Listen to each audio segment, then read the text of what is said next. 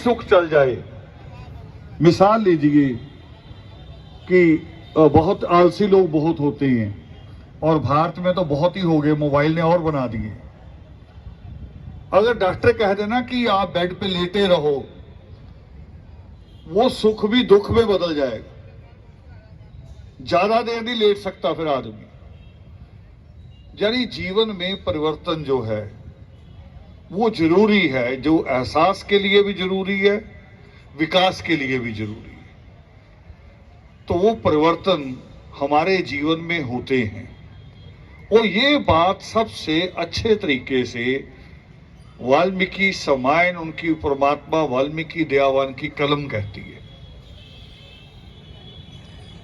और उसका नाम रामायण भी इसीलिए है कि जिसने सबको सम्मान रूप में देखा है। अगर कहीं कोई गलती करता है तो उसकी गलती दर्शाते हैं, अगर कहीं कोई अच्छा काम करता है उसमें खूबियां हैं तो उनकी खूबियों को दर्शाते हैं बिना किसी पक्षपात के। मगर बाद में जैसे जैसे परिवर्तन होते हैं, आज भी भारत में कुछ ऐसे लोग हैं जो कहते हैं इतिहास दोबारा लिखेंगे। अभी अभी एक स्टेटमेंट आया पद्मश्री मिलने के बाद कि भारत जो है वो 15 अगस्त 1947 को आजाद नहीं हुआ, भारत 2014 में हुआ। अब इससे ज्यादा महामूर्खता, इससे ज्यादा बड़ी बेवकूफी और इससे ज्यादा देश और इतिहास के साथ धोखा हो ही नहीं सकता। और ऐसे ही धोखे शुरू से होते रहे, होते रहते हैं और इनको आगे भी भविष्य में बंद नहीं किया जा सकता। हाँ, एक चीज होती है जिसको कहते हैं, बहुत बड़े विद्वानों ने भी कहा है कि अगर आप आंख खुली रखोगे, ध्यान से देखोगे, चारों तरफ ध्यान रखोगे तो आपके साथ धोखा नहीं हो सकता। और जहां आपने विश्वास को अंधविश्वास में बदला, समझिए आप धोखा खा सकते हैं जहां आप अंधविश्वास में जाते हैं। और यही सृष्टिकर्ता वाल्मीकि दयावान के साथ हुआ।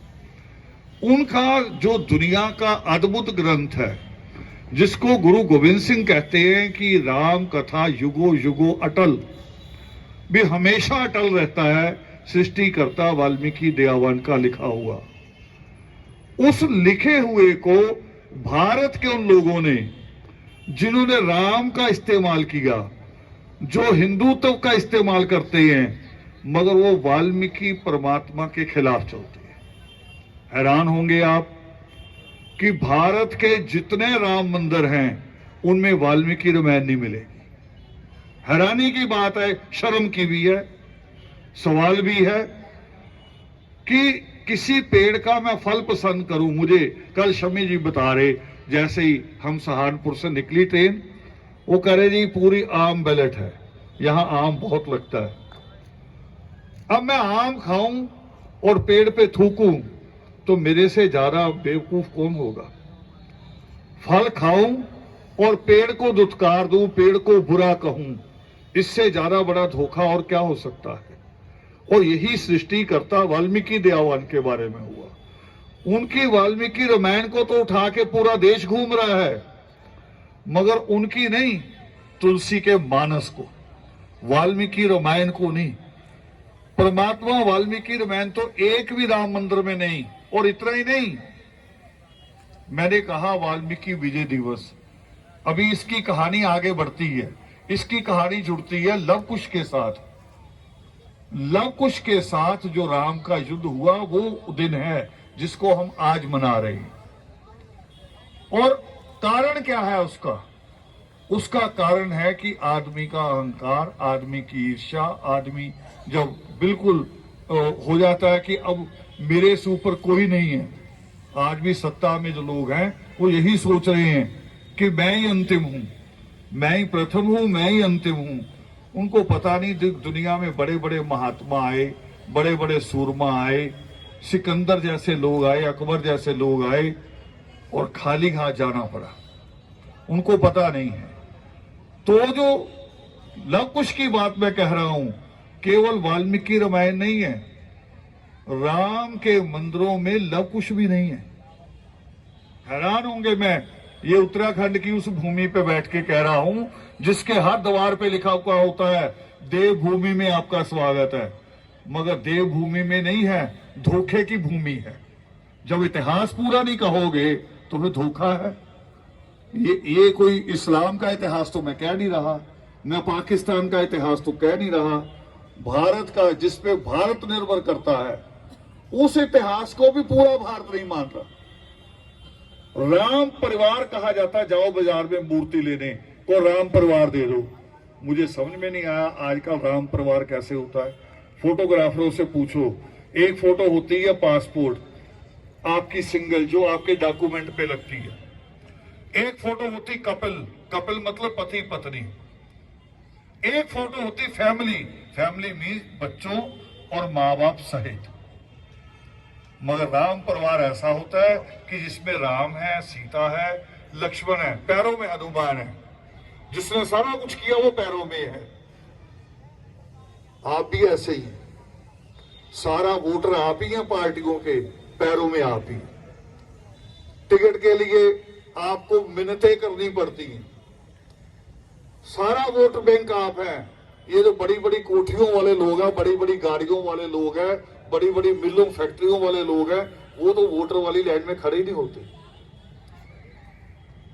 और वो इस इंतजार में होते कि जो भी एमएलए जीतेगा पहले उसने मेरी कोठी पे आना है, जिसने वोट नहीं डाला, जिसने चुना नहीं।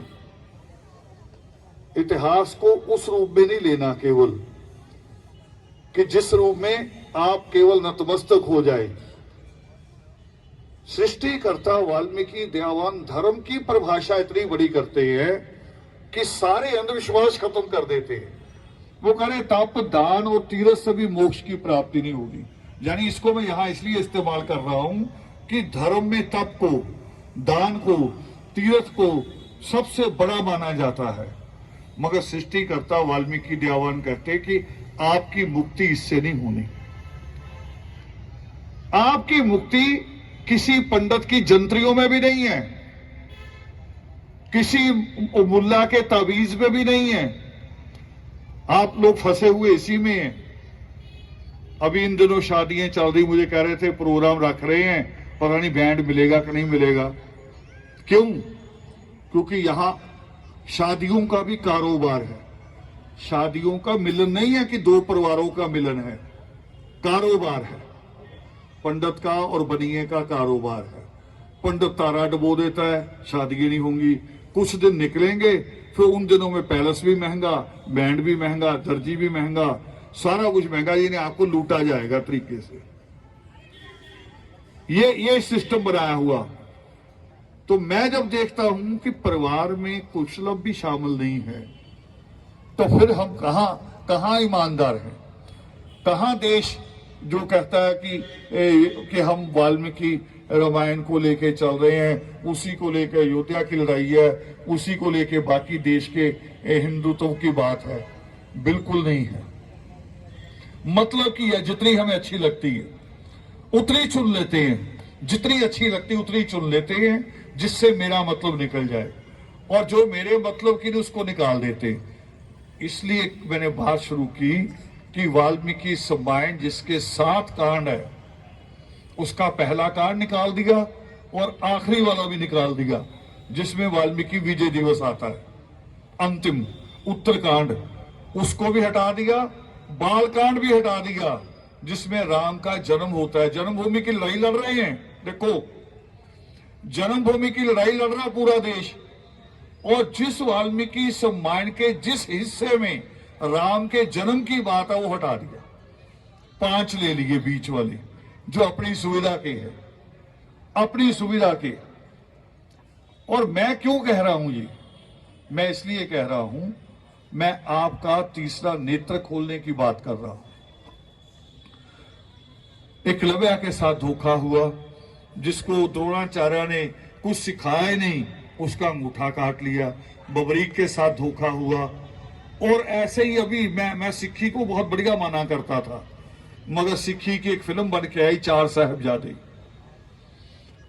तमाम लोगों के नाम लिए गए जो गुरु गोविंद सिंह के आसपास थे, तमाम लोगों के, छोटे छोटे लोगों के, जो घोड़े की नाल पकड़ के ला रहा है ना, घोड़े पे बच्चे को बैठना सिखा रहा, उसका नाम भी ले रहे कि ये फला फला सरदार है। जो तीर कमान पकड़ा रहा उसका नाम भी ले रहे हैं। मगर जो इनके बाप का शीश लेके आया, गुरु तेग बहादुर का, अमर शहीद बाबा जीवन सिंह, पूरी फिल्म में उसका नाम नहीं। पूरी फिल्म में मैं समझता था कि सिखों में शायद ये कीटाणु नहीं है, जात पात के कीटाणु नहीं है, शायद भेदभाव के कीटाणु नहीं है। दरबार साहब के 4 दरवाजे रखे थे कि सभी के लिए खुला है, चारों दिशाओं से कोई भी आ सकता है। लंगर और पंगत की बात की थी कि एक ही लंगर होगा, एक ही पंगत, मतलब एक ही लाइन होगी, सभी उसी लाइन में बैठेंगे। मगर आज धीरे धीरे वो भी उन कीटाणुओं को पकड़ गए। और आप समझ लीजिए कि आप कमजोर नहीं हैं। 13 करोड़ की आबादी है देश में वाल्मीकि कौम की, 13 करोड़ की। सेंसस के डाटों के अनुसार हम बोलते हैं 76 नाम है हमारे देश में। वाल्मीकि नाम है, हेला नाम है, डोम नाम है, डुमार नाम है, पूरा साउथ इंडिया तक चले जाएंगे, जड़ा मल्ली हो जाएगा। 76 नाम है और 13 करोड़ की आबादी है। और हमारी कोशिश है, जोर है हमारा कि उन सबको वाल्मीकि झंडे के नीचे लाएंगे। एक बात। दूसरी, धोखे की बात मैं कह रहा था, अपनी ताकत को पहचानना है। धोखा चाहे वो सिख करे, धोखा चाहे वो हिंदू करे, धोखा चाहे मुसलमान करे, मगर आपको अपनी ताकत पे यकीन करना है। और ताकत कौन सी? आधा श्लोक मैंने बोला था। मैंने आधा श्लोक बोला सृष्टिकर्ता वाल्मीकि दयावान का कि तप, दान और तीरथ से भी मोक्ष की प्राप्ति नहीं होती। फिर मोक्ष की प्राप्ति कैसे होती है? उसकी अगली लाइन कहते हैं सृष्टिकर्ता वाल्मीकि दयावान। ये उनके पावन ग्रंथ पावन योग शिष्ट का लिखा हुआ श्लोक है। वो कह रहे ज्ञान से तुम्हारी मुक्ति होगी। तो ज्ञान का अर्थ समझते हैं? ज्ञान वो नहीं जो पंडित बांटता है, जो मुल्ला बांटता है, जो ग्रंथी बांटता है, वो ज्ञान नहीं है। वो तो ज्ञान ही नहीं है, वो तो दुकानदारी है। वो तो आपको कहेगा आपका फला ग्रह खराब है।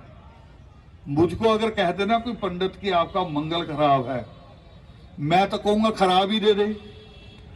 मंगल ग्रह फिर भी भारत की धरती से तो बड़ा ही होगा ना, यहां तो इतनी सी जमीन नहीं मिलती, मुझे खराब मंगल ही दे दे।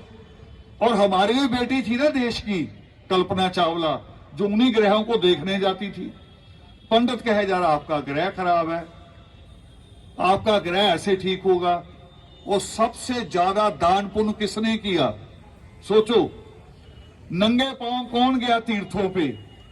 पैदल कौन जाता है तीर्थों पे? बनिया जाता है? कभी किसी ब्राह्मण को जाते देखा?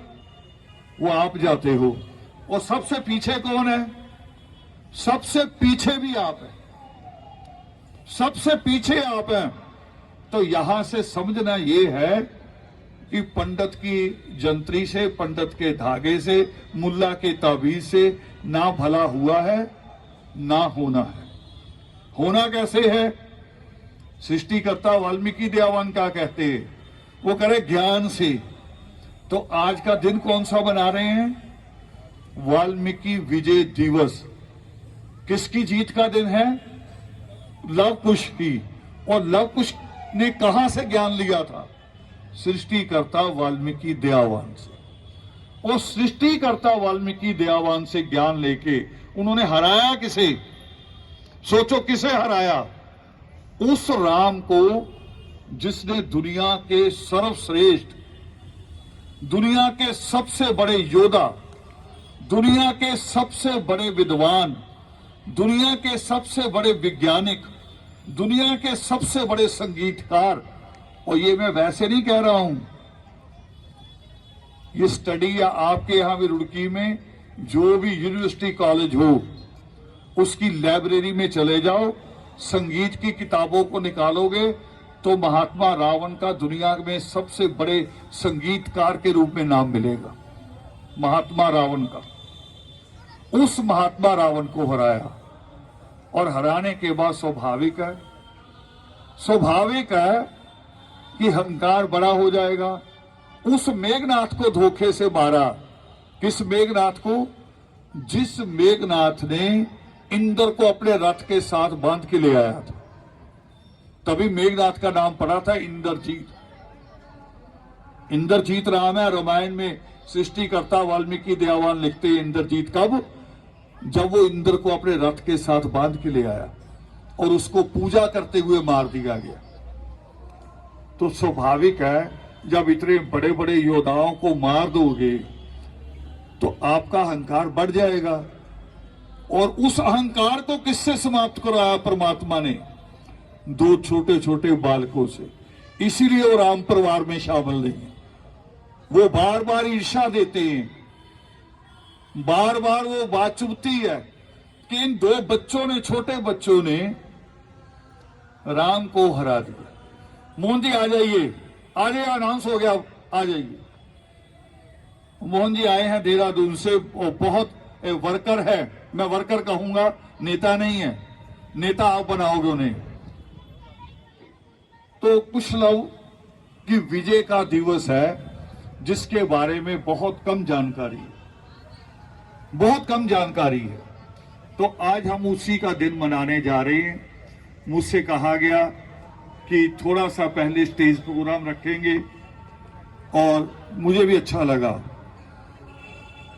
स्टेज कार्यक्रम होगा तो हम उसमें अपनी बात अपने लोगों से कह सकेंगे, क्योंकि उसके बाद जब यात्रा चल देती है, मैं तो 3 ये बड़े बड़े से जो ट्रॉली आई हैं, स्पीकर, मैं तो इसे ही देख के घबरा रहा हूं कि मैसेज क्या होगा सड़क पे चलते हुए।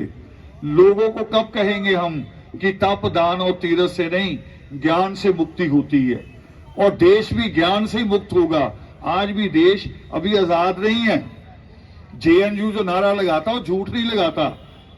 जेएनयू वो है, आधी मिनिस्ट्री वहां से पड़ी हुई है। हमारी देश की जो वित्त मंत्री है बोलती चाहे जेएनयू के खिलाफ है, मगर वहीं से पढ़ के आई है, वहीं से पढ़ के आई है। वो जेएनयू कहता है ना कि जात पात से आजादी अभी चाहिए। अभी जात पात खत्म नहीं हुई।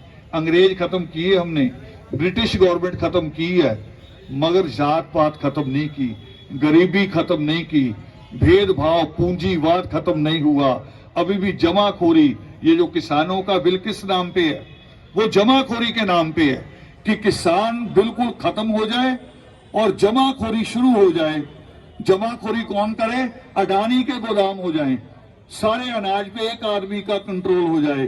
वो जब चाहे देश को भूखा मार दे, जब चाहे देश को लूट ले। ये काम हो रहा है, तो उससे देश को आजादी की जरूरत है। जिस तरह से कुशलव लड़े, बिना डर के, बिना भेदभाव के, उन्होंने हनुमान को भी बांध के खड़ा कर दिया था। वाल्मीकि कौम को भी ऐसे ही तैयार होना पड़ेगा। इस देश में बहुत सारे लोग आज जो देश को नुकसान पहुंचाना चाह रहे हैं, देश को गुलाम करना चाह रहे हैं, उनके खिलाफ आपको लव कुश बन के खड़े होना पड़ेगा। उसी तरह से आपको लड़ना पड़ेगा, तभी ये देश बच पाएगा, नहीं तो देश नहीं बचेगा। जय वाल्मीकि। वाल्मीकि भगवान की जय। वाल्मीकि धर्म का गर्व से कहो।